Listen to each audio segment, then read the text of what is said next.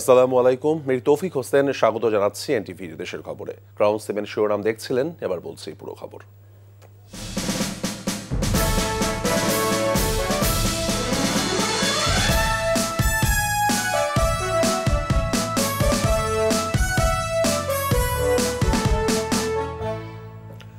Vote গ্রহণ শেষ হবার 24 ঘন্টা পরও মেলেনি জাহাঙ্গীরনগর বিশ্ববিদ্যালয় কেন্দ্রীয় শিক্ষার্থী সংসদ জাকসু নির্বাচনের ফলাফল।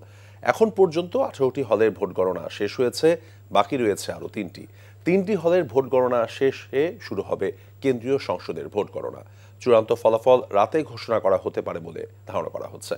বৃহস্পতিবার সকাল 9টা থেকে বিকেল 5টা পর্যন্ত জাহাঙ্গীরনগর বিশ্ববিদ্যালয়ে 11,810 জন ভোটারের মধ্যে 8,023 জন ভোট দিয়েছেন।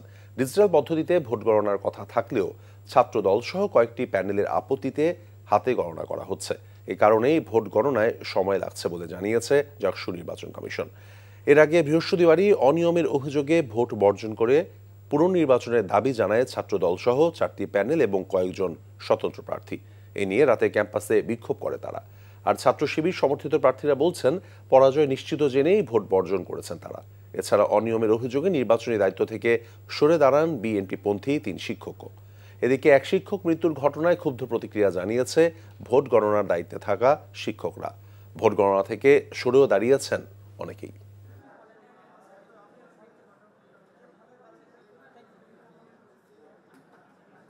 মাননীয় যে রিটার্নিং অফিসার আছেন তাদের সাথে আমরা আলাপ করেছি, ওনারা যদি এসে পড়ে আমরা কাজ শুরু করব।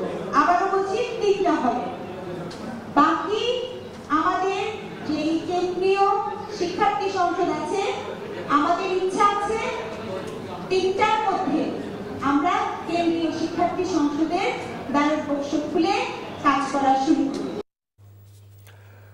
জাহাঙ্গীরনগর বিশ্ববিদ্যালয় ক্যাম্পাসে আছেন সহকর্মী আপেল শাহরিয়ার, তার সঙ্গে যুক্ত হচ্ছে আমরা।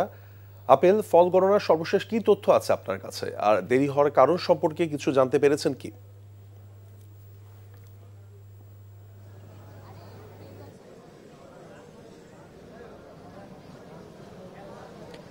জাকসু নির্বাচনের ভোট গণনা অনিশ্চয়তার মধ্যে পড়েছে।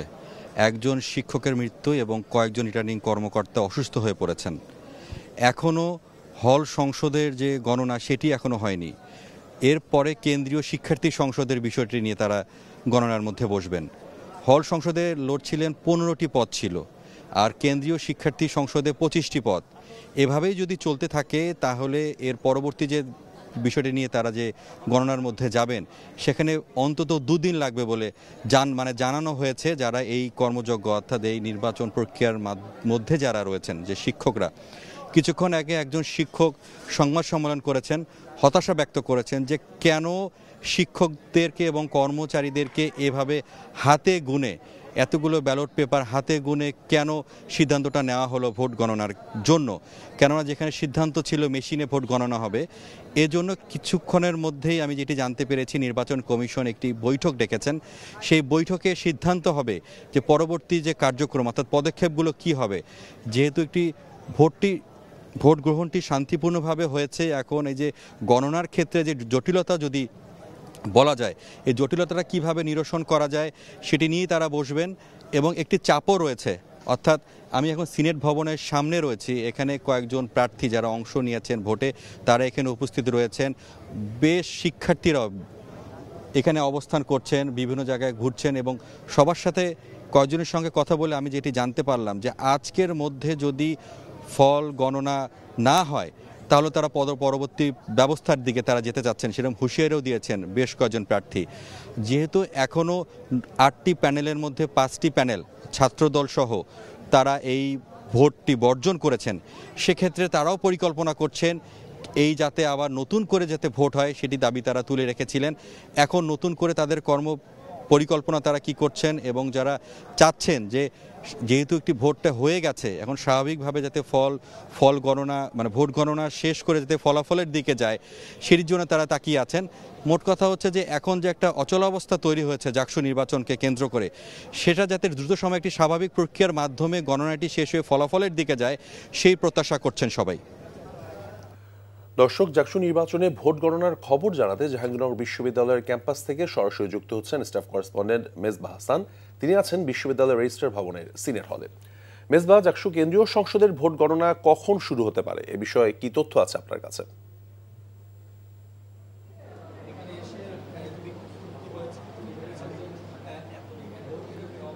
তৌফিক, আসলে কেন্দ্রীয় সংসদের ভোট গণনা আসলে কখন শুরু হবে এটা এখনও নিশ্চিত নয়। এখনও কারণ ভোট গণনার যে 18টি হল শেষ হয়েছে, তারপরে 3টি হলের ভোট গণনা এখনও চলছে।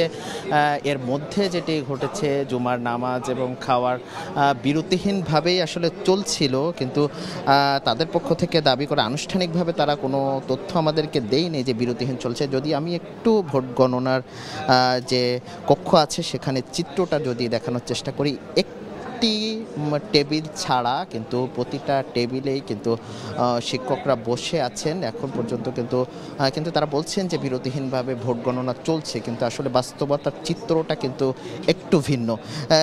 একটু আগে কিন্তু ফজিলাতুন্নেসা হল, ওখানের এক শিক্ষক এসেছিলেন, তিনি তাদের পক্ষ থেকে দাবি করা হয় যে কেন ম্যানুয়াল পদ্ধতিতে গণনা যেহেতু করাই হবে, তাহলে কেন সিনেট ভবনে সবগুলো কেন্দ্র থেকে কেন আনা হলো সেই প্রশ্ন তিনি তুলেছেন। এবং তিনি যেটি বলার চেষ্টা করেছেন যে যদি ম্যানুয়াল পদ্ধতি হয় তাহলে তো প্রত্যেকটি হলে যদি ভোট নির্বাচন শেষ হওয়ার পরে যদি তখন গণনা করা হতো, তাহলে হয়তো সেদিনই রাত 10টা বা 12টার মধ্যে ফলাফল পেতে পারতো শিক্ষার্থীরা।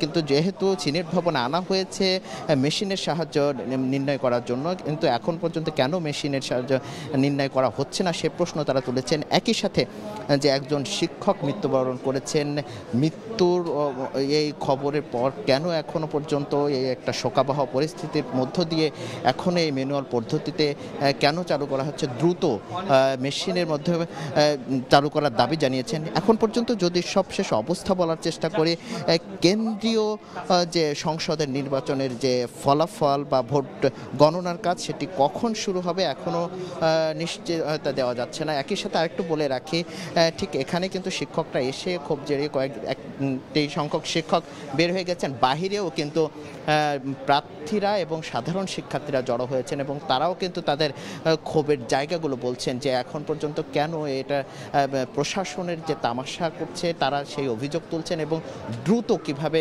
এই পদ্ধতিতে ম্যানুয়াল পদ্ধতি কিংবা মেশিনের পদ্ধতিতে দ্রুত কিভাবে এই ভোট গণনা শেষ করে দ্রুত ফলাফল দেওয়া যায় এবং ভোটে যে কারচুপি হয় নাই সেই বলছেন যে ভোটে কখনো ছোটোখাটো অনিয়ম যেগুলো হয়েছে, কোনো অনিয়মের এই ব্যত্যয় ঘটিয়ে এবং নির্বাচন কমিশন যে ব্যর্থতার পরিচয় দিয়েছে, যার মাধ্যমে কিন্তু দ্রুত ভোট গণনা শেষে যেন দ্রুত ফলাফল প্রকাশ করে, এটি তারা দাবি জানিয়েছেন। এই ছিল সবশেষ। তৌফিক, জানছিলাম জাকসু নির্বাচনের খবর। এবার অন্য প্রসঙ্গ।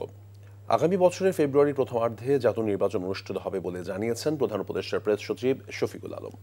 সকালে মাগুরার মাঝাইল গ্রামে রেল প্রকল্প এবং রেনেসার কবি ফারুক আহমেদের বাড়ি পরিদর্শন শেষে সাংবাদিকদের সঙ্গে আলাপকালে তিনি কথা বলেন। সুষ্ঠু এবং সবার কাছে গ্রহণযোগ্য একটি নির্বাচন উপহার দেয়া অন্তর্বর্তীকালীন সরকারের প্রধান চ্যালেঞ্জ হলেও সে লক্ষ্যেই সরকার এগিয়ে চলছে বলে জানান শফিকুল আলম। কথা বলেন ছাত্র সংসদ নির্বাচন নিয়েও।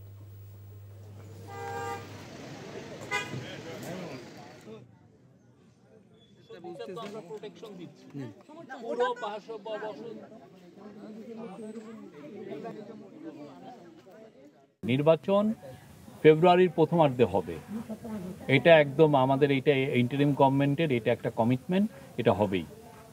এবং এটা কেউ কোনো ধরনের কেউ যদি মনে করেন যে এটা বানচালের চেষ্টা করবেন, এটা হবে না।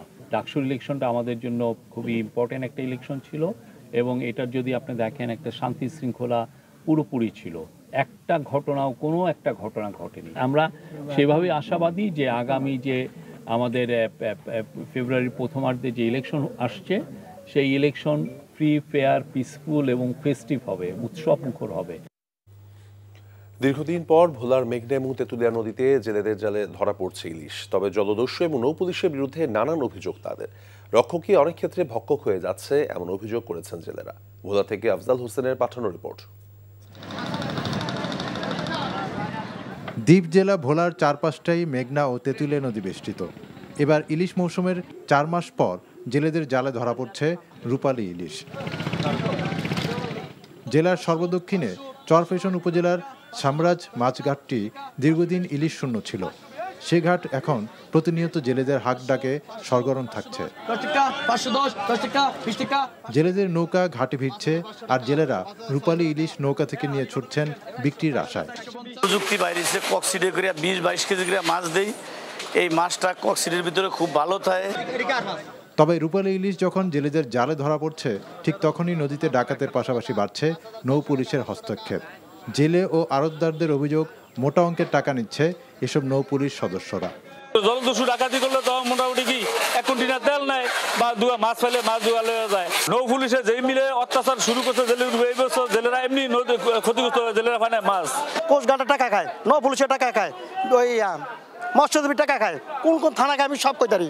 নৌ পুলিশ এবং নদীর লাইনে যারা সংশ্লিষ্ট আছেন সকলের প্রতি উদাত্ত আহ্বান থাকবে যাতে নদীতে জেলেরা নির্বিঘ্নে তাদের জাল বাইতে পারে। উপজেলা মৎস্য কর্মকর্তা জানান, এখন কাঙ্ক্ষিত ইলিশ জেলেদের জালে ধরা পড়ছে, এর ফলে তাদের লক্ষ্যমাত্রা অর্জিত হবে। ইলিশের যে কাঙ্ক্ষিত আহরণ সেটা জেলেরা পারছে, জেলেরা খুশি। এর অন্যতম প্রধান কারণ হচ্ছে যে পর্যাপ্ত বৃষ্টি হয়েছে, নদীতে পলিউশন কমেছে। জলদস্যুর কবল থেকে এবং নৌ পুলিশ, কোস্টগার্ড সহ সংশ্লিষ্টদের চাঁদা নেওয়া থেকে জেলেদের রক্ষা না করলে রূপালী ইলিশ থেকে দেশবাসী বঞ্চিত হবে, তেমনটাই বলছে সচেতন মহল। NTV news desk. নারায়ণগঞ্জের কাঁচপুর থেকে রূপগঞ্জের ঢাকা সিলেট মহাসড়কে প্রায় 8 কিলোমিটার, ঢাকা চট্টগ্রাম মহাসড়কে সোনারগাঁয়ের মোগরাপাড়া থেকে 6 কিলোমিটার মহাসড়কে তীব্র যানজটে প্রতিনিয়ত থমকে যাচ্ছে জনজীবন। যানজটের কারণে হুমকির মুখে পড়েছে শতভাগ রফতানিমুখী তৈরি পোশাক শিল্পের শিপমেন্ট, নষ্ট হচ্ছে খাদ্যপণ্যবাহী কাঁচামাল। জেলা প্রশাসক জানিয়েছেন, ঢাকা সিলেট মহাসড়কে 4 লেনের কাজ চলমান থাকায় এই যানজট সৃষ্টি হচ্ছে। তারেক স্বপনের ক্যামেরায় নারায়ণগঞ্জ প্রতিনিধি বিল্লাল হোসেন রবিনের পাঠানো রিপোর্ট। পাখির চোখে নারায়ণগঞ্জের কাঁচপুর থেকে ঢাকা সিলেট মহাসড়কের ভুলতা গাউসিয়া দীর্ঘ 8 কিলোমিটার, আর ঢাকা চট্টগ্রাম মহাসড়কের চিটাগাং রোড থেকে সোনারগাঁয়ের মোগরাপাড়ার 6.6 কিলোমিটার পর্যন্ত গুরুত্বপূর্ণ সড়কের চিত্র। যানজটের কারণে পথ যেন শেষ হয় না। দীর্ঘ যানজট আর ধীরগতির কারণে ব্যবসা বাণিজ্য সবকিছু যেন থমকে আছে। যানজটের কারণে 10 থেকে 20 মিনিটের যাতায়াতের রাস্তায় বসে থাকতে হয় 3 থেকে 4 ঘন্টা, নষ্ট হচ্ছে কর্মঘণ্টা। এই দুর্ভোগ থেকে মুক্তি চায় স্থানীয়রা। আপনি ঢাকা থেকে আসতে কোথায় জ্যাম পাবেন না, এই জায়গায় জ্যাম পাবেন, সেটা শুক্রবার হোক আর শনিবার হোক আর সরকারি কোনো ছুটি হোক। এই জ্যামের জন্য মানুষের দেখা গেছে মেডিকেল রুগী যাইতে গেলে কত যায় ঝামেলা, কত গ্যাঞ্জাম হয়। ঠিক মতো অফিসে পৌঁছতে পারি না, বিকেলে যাইতে অনেক দুর্ভোগ পোয়াইতে। 10 মিনিটের রাস্তা না, 2.5 ঘন্টা সময় এই পর্যন্ত।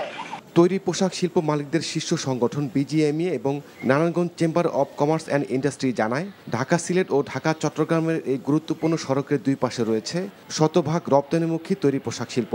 যানজটের কারণে রপ্তানি বিপর্যয়ের মুখে। জ্যামের কারণে আমাদের পণ্য পরিবহনে ব্যাঘাত তৈরি হচ্ছে, আর এই ব্যাঘাতের কারণে আমাদের ব্যবসা বাণিজ্য একেবারে শূন্য করে চলে আসছে। আমরা চাই এই সমস্যা উত্তরণের জন্য অতি দ্রুততার সাথে স্থানীয় সরকার সহ অন্যান্য যে সমস্ত মন্ত্রণালয় রয়েছে তারা পদক্ষেপ গ্রহণ করবেন। এই রাস্তায় অনেক অসুস্থ রোগী ইন্তেকাল করে এই ট্রাফিক জ্যামের জন্য। সুতরাং এই যানজট এই নিরসনের জন্য আমি মনে করি প্রশাসনকে আরও অ্যাক্টিভ হতে হবে, বিশেষ করে হাইওয়েতে। দুর্ভোগের কথা স্বীকার করে নারায়ণগঞ্জ জেলা প্রশাসক জানান, ঢাকা সিলেট মহাসড়কের একটি গুরুত্বপূর্ণ সড়ক কাঁচপুর ঢাকা সিলেট মহাসড়কের 4 লেন এবং 2টি সার্ভিস লেনের কাজ চলমান থাকায় এই যানজট সৃষ্টি হয়েছে। দ্রুত কাজ শেষ করার নির্দেশ দেওয়া হয়েছে। যেহেতু একটা ব্যস্ততম রোড এবং তখন আমরা প্রায়শই কিন্তু একটা জ্যামে পড়ি, এবং এটি প্রতিনিয়ত একই রকমের চিত্র দেখা যায়। এখান থেকে ওভারকাম করতে পারি এবং আমরা এই রোডটাকে কিভাবে পুরোপুরিভাবে চালু করতে পারি সেজন্য আমরা সর্বাত্মকভাবে সহায়তা করব। যানজট মুক্ত সড়ক ও মহাসড়ক চাইছেন ব্যবসায়ী সহ সাধারণ মানুষ, তাই সংশ্লিষ্ট কর্তৃপক্ষের দ্রুত হস্তক্ষেপ কামনা করছেন তারা। NTV news desk. গণতন্ত্রকে বাধাগ্রস্ত করতে এবং দেশকে পিছিয়ে দিতে দেশবিরোধী শক্তি এবং পলায়নকৃত স্বৈরাচার ঐক্যবদ্ধ হয়ে দেশ এবং দেশের বাইরে থেকে ষড়যন্ত্র করছে বলে অভিযোগ করেছেন বিএনপির স্থায়ী কমিটির সদস্য এজএনএম Zahid Hossain. Diploma engineers association ডিএবির নবনির্বাচিত আহ্বায়ক কমিটিকে সাথে নিয়ে শহীদ রাষ্ট্রপতি জিয়াউর রহমানের মাজারে শ্রদ্ধা নিবেদন শেষে এমন অভিযোগ করেন তিনি। বলেন, দেশের মানুষ ঐক্যবদ্ধ থাকলে সব অপচেষ্টা রুখে দেওয়া সম্ভব। সম্প্রতি বিশ্ববিদ্যালয়গুলোর ছাত্র সংসদ, ডাকসু এবং জাকসু নির্বাচন নিয়ে অনেক প্রশ্ন উঠেছে বলেও জানান তিনি। জাকসু নির্বাচনে শুধু ছাত্র দল নয়, আরও প্যানেল নির্বাচন থেকে সরে দাঁড়িয়েছে, যা জনমনে প্রশ্ন তুলেছে বলে মন্তব্য করেন জাহিদ হোসেন। বলেন, তারপরও মানুষ নির্বাচন ব্যবস্থার উপর আস্থা রাখতে চায়। ডাকসু নির্বাচনে ছাত্রদলের পরাজয় বিএনপির রাজনীতিতে কোনো প্রভাব ফেলবে না বলে মন্তব্য করেছেন বিএনপি চেয়ারপারসনের উপদেষ্টা ডক্টর মোহাম্মদ এনামুল হক চৌধুরী। দুপুরে সিলেটের বিয়ানীবাজারে রাষ্ট্র কাঠামো মেরামতের 31 দফার প্রচারে আয়োজিত সমাবেশের পর সাংবাদিকদের প্রশ্নের জবাবে তিনি কথা বলেন।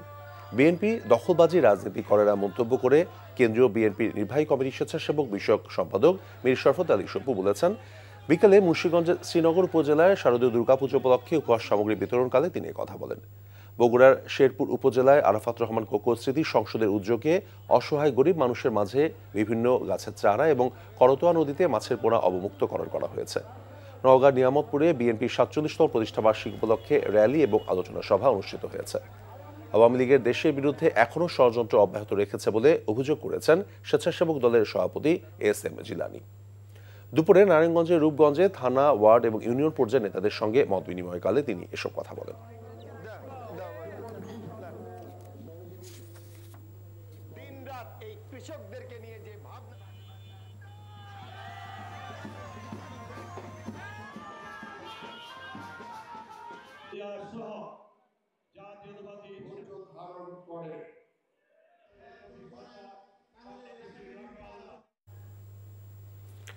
দীর্ঘ 11 বছর পর ব্যাপক উৎসাহ উদ্দীপনার মধ্য দিয়ে আবারও শুরু হয়েছে শিশু কিশোরদের সবচেয়ে বড় প্রতিভা অন্বেষণ মার্কস অলরাউন্ডারের চট্টগ্রাম অঞ্চলের অডিশন রাউন্ড। সকালে চট্টগ্রামের পাহাড়তলী বালিকা বিদ্যালয় মিলনায়তনে আঞ্চলিক পর্বের দ্বিতীয় প্রতিযোগিতার উদ্বোধনী অনুষ্ঠানে উপস্থিত ছিলেন আবুল খায়ের গ্রুপের ব্র্যান্ড ম্যানেজার ইফতেখারুল আলম। আয়োজকরা জানান, দেশের সব শিক্ষা প্রতিষ্ঠানের প্লে গ্রুপ থেকে দ্বাদশ শ্রেণীর শিক্ষার্থীরা নাচ, গান, অভিনয়, চিত্রাঙ্কন সহ 6টি বিষয়ে প্রতিযোগিতায় অংশ নিতে পারবে। প্রতিযোগিতার 3টি গ্রুপে সেরা 3 অলরাউন্ডারকে প্রত্যেকে 15 লাখ টাকার শিক্ষাবৃত্তি দেওয়া হবে।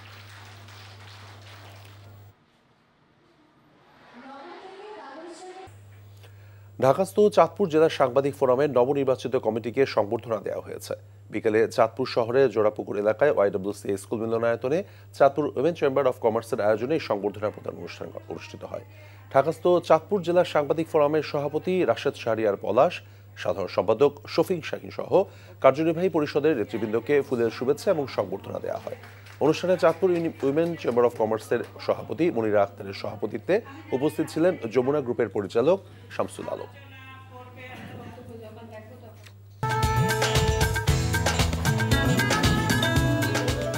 এই ছিল দেশের খবরে। এই খবরের ভিডিও সহ আপডেট জানতে ভিজিট করুন NTV অনলাইন www.ntvbd.com। এছাড়াও NTVর জনপ্রিয় সব অনুষ্ঠান এবং খবরের আপডেট জানতে ভিজিট করুন আমাদের ইউটিউব এবং ভেরিফাইড ফেসবুক পেজ। 6টা ইভিনিং নিউজ দেখার আমন্ত্রণ রইল।